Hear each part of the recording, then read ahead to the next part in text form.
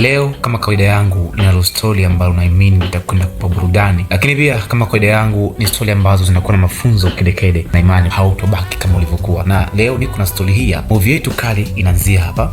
Inaanza tunamwona mama mmoja hapa akiwa ameingia kwenye basi la usafiri, lakini pia kuna mshikaji huyu anaitwa Temi. Huyu bwana kuna mkasa ulimkuta na imani anakwenda kutufundisha. Lakini pia ndani ya basi hii inaelekea nje ya mkoa kidogo, kuna huyu dada pia ambaye ni mjamzito hapa kwa kiasi fulani hivi. Ikiwa ni utangulizi wa movie hii, tunamuona dada mmoja hapa ambaye ni mpiga debe. Huyu anawaambia abiria wake, bwana tufurahie safari yetu na safari njema. Lakini ile anashuka chini tu baada ya kuaga abiria wake, zinavamia gari za polisi hapa. Gari hizi za polisi bwana zimevamia hii gari ambayo tumeona kuna huyu mshikaji anayekwenda kwa jina la Temi. So wanavamia na ndani ya hii gari kuna huyu mwanamama huyu naye ana hamu ya kushuka, lakini amefungiwa kabisa, haruhusiwi kushuka chini kwenda kushuhudia kitu ambacho kimo kwenye hii gari. Basi polisi wanaingia kwenye hii gari kuvamia na wanatangaza kwamba bwana, tafadhali kila mtu, kuna mwanaume mmoja aliyeiba mtoto, kwa hiyo kama tafadhali, kama humo kwenye hii gari, tafadhali simama juu. Kwa hiyo inasemekana kuna mwanaume ambaye kaiba mtoto yumo kwenye hii gari, lakini tunamuona huyu Temi sasa anasimama kwamba chale zaidi. Je, huyu Temi ndio kaiba mtoto na kwa nini kamuiba mtoto? Na huyu tunaona hapa, huyu ni mtoto ambaye alikuwa amekaa na Temi. Sasa tunataka tujue Temi kamuiba mtoto kwa nini, na huyu ni polisi wa kike anamwambia weka mikono yako juu haraka sana, lakini Temi anaona ujinga hawezi kuvumilia, anatumia bastola na kumlenga binti huyu ambaye ni mjamzito kwenye hii basi ya abiria. Alafu anasema wote weka mikono juu, alafu toka nje. Anaamrisha polisi watoke nje na wanyoshe mikono yao juu. Sasa swali la kujiuliza, je, Temi kamuiba mtoto? Na kwa nini kamuiba mtoto? Je, ni imekuwaje mpaka Temi anavamiwa kwenye hii gari? Huu ni mwanzo wa story na huu ni utangulizi, na bila kusahau naitwa Rick the MC from TZ, na hapa ni Swahili Flix. Tukajue, je, ni kwa nini Temi kaiba mtoto, na je, ni mtoto wake? Na kama ni mtoto wake, imekuwaje sasa kumuiba mtoto wake? Hivyo moja kwa moja tukaanza story yetu kama ifuatavyo. Kumbuka hapa ni Swahili Flix, na moja kwa moja tukaanza story yetu mwanzo mwisho. Burudani utaipata hapa Swahili Flix. Elimu kiundani, hakuna matata. Swahili Flix. Swahili Flix, hakuna fix kwa lugha nyepesi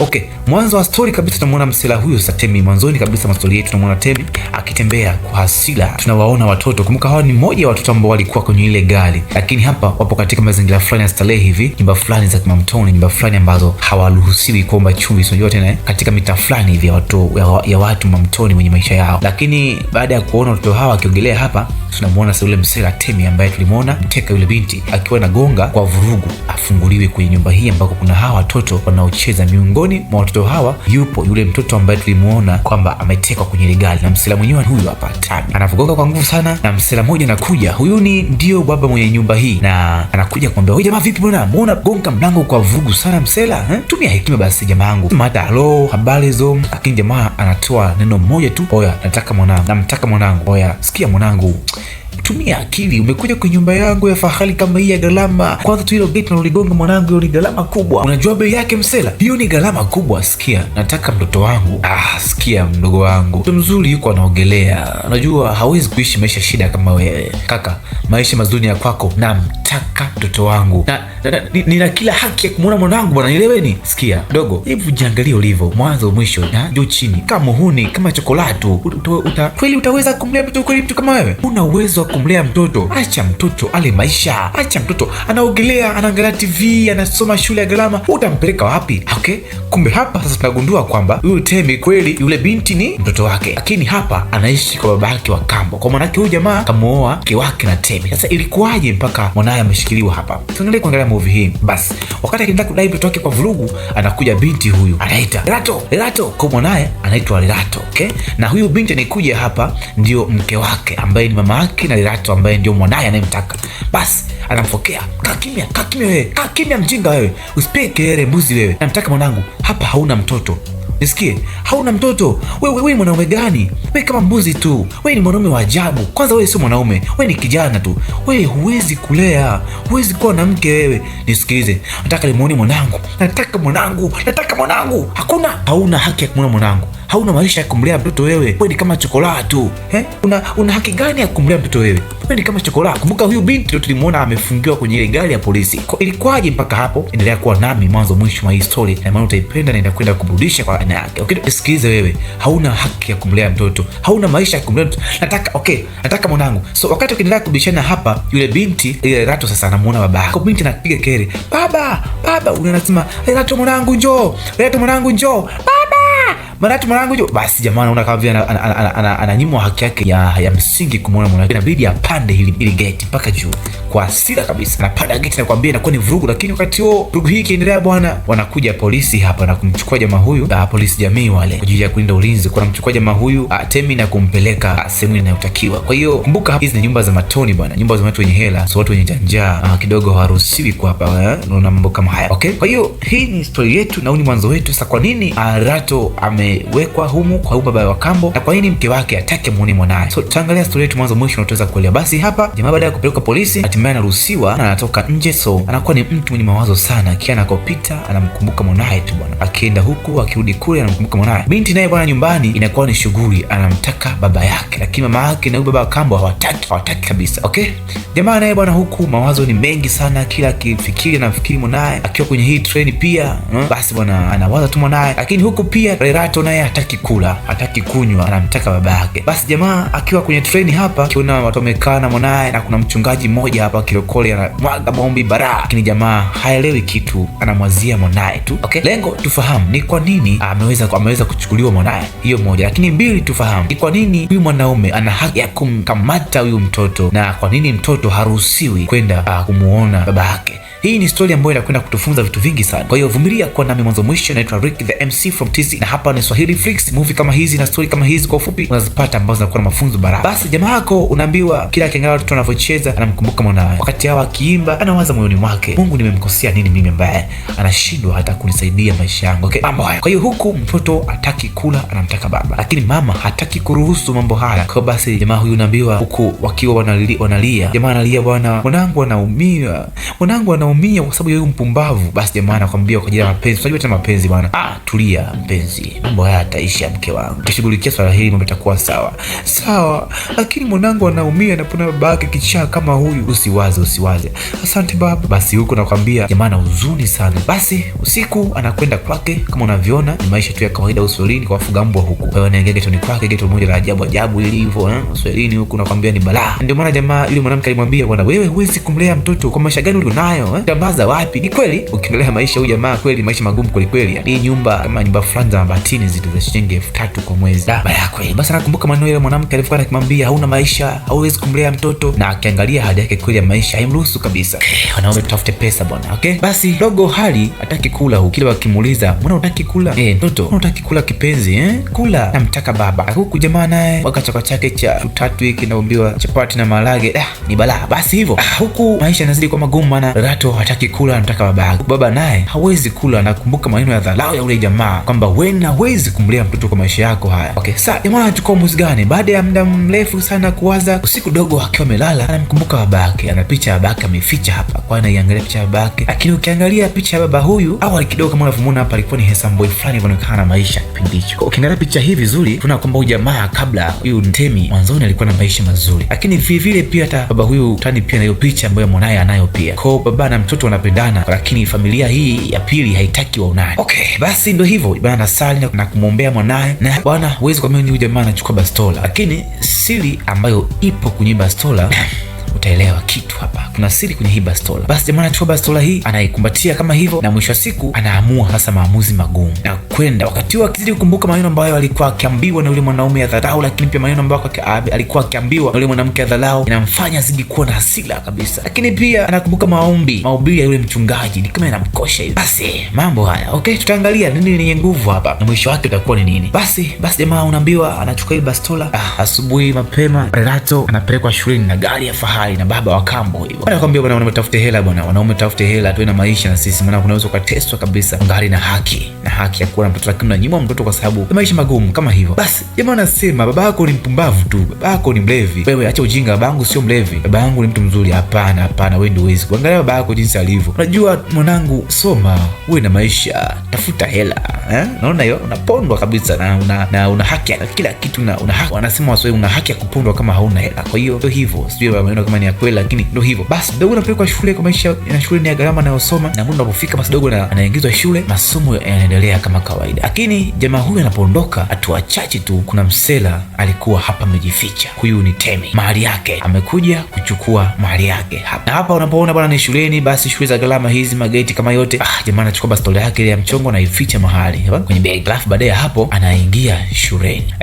Kwa anapoingia shuleni, anakwenda kwa mwalimu huyu. Mwalimu huyu bwana, na inaonekana alikuwa anafahamiana kidogo na Temi. Kwa hiyo anamfuata huyu mwalimu, lakini anaingia ndani moja kwa moja na kwenda kumpa shida huyu mwalimu. Temi, vipi, shida nini? Mbona sikuelewi? Hebu kaa chini, shida nini Temi? Basi Temi anakaa chini pale. Anapokaa chini bwana, anaanza kumwambia. Anamwambia bwana, shida nini kwani Temi? Temi anahuzunika na anatoa huzuni kabisa. Nini kinachoendelea? Niambie, shida nini? Bwana unaambiwa ana akti huzuni kweli kweli. Anasema bwana, kulikuwa na ajali mbaya ya gari leo asubuhi. Na ajali hii na mama yake Rato amefariki. Anasema bwana, kulikuwa na ajali mbaya sana. Unaona, wanaamua kutunga uongo hapa, lakini lengo lake kubwa tu amchukue mtoto. Anasema bwana, kwa hiyo nimekuja hapa kama unaweza kumchukua Rato nyumbani, nikampe habari hii ya msiba ya mama yake. Kwa jamaa inabidi atunge uongo ili tu aweze kumchukua mtoto kiurahisi. Basi mwalimu anasema basi sawa, amna shaka, nitamuomba amlete, alafu umchukue ukampe habari hii. Tafadhali mpe mtoto habari hii taratibu, usiumize hisia za mtoto. Ila kiukweli ni kwamba huu ni uongo ambao jamaa akaamua kutunga na kuakti kwa huzuni kabisa. Lengo kubwa aweze kumchukua mtoto. Je, anafanikiwa? Ni kweli bwana. Rato anafuatwa, na anapofuatwa anapewa taarifa bwana. Rato anachukuliwa, anapelekwa kwa baba yake. Sasa huwezi amini bwana, Rato anapomuona baba yake anafurahi bara. Mwalimu habari alionayo ni kwamba mama yake Rato amefariki, na anachokifahamu ni kwamba baba anampeleka Rato kwenye msiba wa mamake. Je, ni kweli? Tunaelewa sio kweli, ni uongo, lakini lengo tu jamaa aweze kumchukua mtoto. Mwana ameenda pale nyumbani kwake, amefukuzwa vibaya kiukatili kabisa. Kwa akili ambayo kufanya ni hii, basi anafanikiwa kumchukua mtoto kiurahisi kabisa, na anamshukuru mwalimu asante, na jamaa anaondoka. Lakini akipiga hatua kidogo, anaitwa Temi. Anashtuka Temi, anahisi kashtukiwa nini, inabidi ashtuke kidogo. Bahati nzuri sio namuelezea mtoto vizuri. Nasema afadhali alijua ameshtukiwa bwana. Basi anafanikiwa kumchukua mtoto na kusepa bwana. Lakini tunakuja mahali pengine, huku ni kituo cha polisi. Huyu bidada naye, bidada pia ni polisi. Ni polisi katika kituo hiki. Anaingia hapa. Polisi ndio tulimuona, ambaye awali kabisa tulimuona akimkamata yule Temi akiwa ameshika mtoto, lakini tunagundua hapa ndipo anapofanya kazi. Lakini pia polisi huyu bwana naye kama unavyoona ana mapito yake mbalimbali, lakini mapito yake hayana umuhimu sana katika filamu hii. Yaani sehemu tu inaonyesha namna gani ambavyo naye alikuwa na mapito yake kidogo. Binti huyu anafanya kazi hapa katika kituo hiki cha polisi. Kwa hiyo huyu ni mkuu wa kituo na mambo kama hayo kama kawaida. Lakini mama jamaa huyu pia naye anakumbuka vizuri, naye alikuwa na mapito ambayo babake na mamake walikuwa na ugomvi. Binti huyu naye alipokuwa ni polisi leo, kesi ya babake na mamake ulikuwa na ugomvi kidogo, ambapo alishuhudia babake akigombana na mamake. Lakini haya ni mapito ambapo tunaona babake alimuua mamake. Lakini akiwa anakumbuka mambo haya anamtusha kichwa kidogo, kwa hiyo inamtoa hata kwenye uwepo wa kazi kidogo. Lengo letu ni kufahamu Rato pamoja na babake. Temi anafanikisha kumtorosha Rato mwanae na kuondoka hapa. Basi anamwambia bwana, tunaenda wapi? Temi anamwambia bwana, tunakwenda sehemu nzuri. Je, kwa mama? Hapana, sio kwa mama, lakini ni sehemu nzuri. Basi maongezi ya baba na mwana endelea hapo, lakini Rato ni mkorofi kweli kweli. Rato akifika hapa anahitaji nguo. Unaona bana, kakorofi kweli kweli. Kwa hiyo kanafika hapa kanunuliwa nguo, kanakuwa ni kakorofi, mara kanunuliwe nguo, mara kataka ice cream, mara kataka nini, vurugu hivyo. Lakini baba naye anapambana kwa sababu tayari ameshaamua kukaa nako kwa namna. Kwa hiyo anazidi kupambana, lengo lake kubwa ni kuweza kubaki na mtoto. Na hilo lilikuwa la kubwa, ananunua kila ambacho anakitaka ili lengo kwamba asiweze kuchukia na kumkumbuka mama mtu. Sasa akiwa huku anakula bati na gari ya fahari nini na nini, na muda wa kwenda shule kumchukua Rato unafika. Kwa anakwenda shule pale na kusubiri kwa muda mrefu, anaongea na simu mpaka anachoka, lakini hamuoni Rato bwana. Sasa inabidi ashtuke, nini kaendelea hapa? Wakati Rato naye ameshabadilishiwa nguo, na mpango wa baba ni kuhama nje ya mji huu ili kwenda kumpeleka nje ya mji. Lakini hapa pia dogo ameshazoea maisha ya fahari, kwa hiyo kila anachokiona yeye anakitaka. Basi anamuomba ice cream ya gharama, lakini baba anasema na mimi sina hela hiyo, tununue hiki. Dogo hataki mambo hayo, anasema baba, mimi sitaki bwana. Manini haya? Hiki ni chakula, usikiangalia kama mavi wewe. Hiki ni chakula, unaangalia kama kinyesi. Hiki ni chakula, mjinga wewe. Watu wengine hawana chakula kama hiki. Baba wenye njaa bwana, wakati tuna hekima nyingi sana. Kwa hiyo mambo haya na ushauri shazi kama wote. Basa Lato na babake wanapambana kama hivi, lakini pia mama kakaa muda mrefu hamuoni mtoto, kwa hiyo inabidi ashuke aende akamuulize mwalimu, vipi mwanangu yuko wapi? Sasa mwalimu anashtuka, mwalimu anashangaa, wewe nakuuliza Lato yuko wapi? Wewe mjinga nini? Sasa mwalimu haelewi, mbona nimeambiwa mama yuko kafa? Wewe inabidi sasa aje mpaka mwalimu. Mwalimu anashtuka, Lato yuko wapi? Wewe mzima? Mimi mzima. Nimechezewa mchezo. Kwani nini? Mtoto wangu yuko wapi wewe? Basi inakuwa ni vurugu. Anaanza kumuelezea kwamba bwana, amekuja mtu hapa, baba yake. Unamaanisha nini wewe? Unamaanisha nini? Unazungumza nini? Nini unachokisema? Kwamba amekuja baba yake hapa, akasema eti umepata ajali, ukao umefariki. Akasema nataka Lato, akawa amemchukua Lato. Nini? Kwa mwanangu amechukuliwa na yule chizi. Ndio. Kwa nini umeruhusu kitu kama hicho? Sasa mimi ningeelewaje mama? Wewe mjinga wewe. Mimi naweza nikafa leo kweli kwa akili zako. Jamani mimi mwanangu.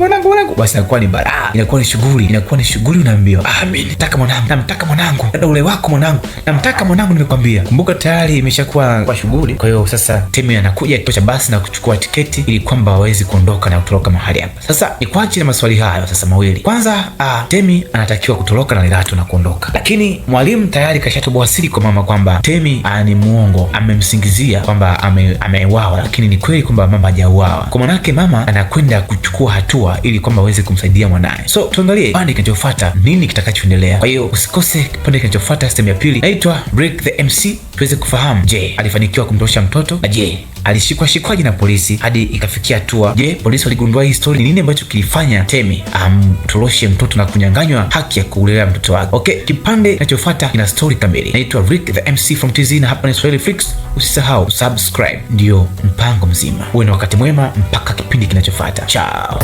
Burudani utaipata hapa Swahili Flix. Elimu kiundani hakuna